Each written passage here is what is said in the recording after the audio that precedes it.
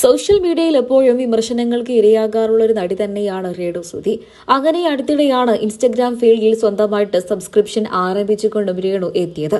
അത് സോഷ്യൽ മീഡിയയിലൂടെ പ്രേക്ഷകരെല്ലാവരും ഏറ്റെടുക്കുകയും ചെയ്തിരുന്നു. തുടങ്ങിയ ആദ്യ നാളുകളിലൊക്കെ തന്നെയും വെറും 45 രൂപ മാത്രമായിരുന്നു രേണുസുതിയുടെ സബ്സ്ക്രിപ്ഷൻ പർച്ചേസ് ചെയ്യാനുണ്ടായിരുന്ന പേയ്മെന്റ്. എന്നാൽ പിന്നീട് ഡിമാൻഡ് വർദ്ധിച്ചതോടെ 199ലേക്ക് നിരക്ക് വർദ്ധിച്ചു വരികയായിരുന്നു. ഇപ്പോൾ സോഷ്യൽ മീഡിയയിലൊക്കെ തന്നെയും രേണുവിന്റെ സബ്സ്ക്രിപ്ഷൻ ഫീൽഡിലെ കാര്യങ്ങൾ തന്നെയാണ് പ്രധാന ചർച്ചാ വിഷയമെന്ന് പറഞ്ഞേ മതിയാകൂ.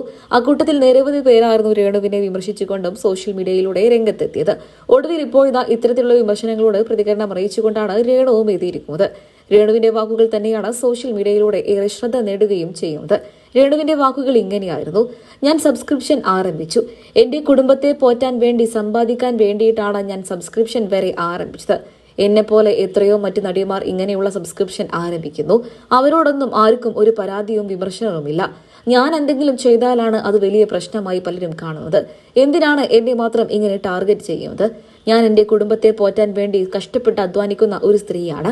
എന്നെ ഇങ്ങനെ ഉപദ്രവിക്കേണ്ടതില്ല നിങ്ങൾക്ക് എന്ന് തന്നെയാണ് രേണു ഇപ്പോൾ സോഷ്യൽ മീഡിയയിലൂടെ പങ്കുവച്ചിരിക്കുന്ന വീഡിയോയിലൂടെ പൊട്ടിത്തെറിച്ചുകൊണ്ടെത്തിയത്.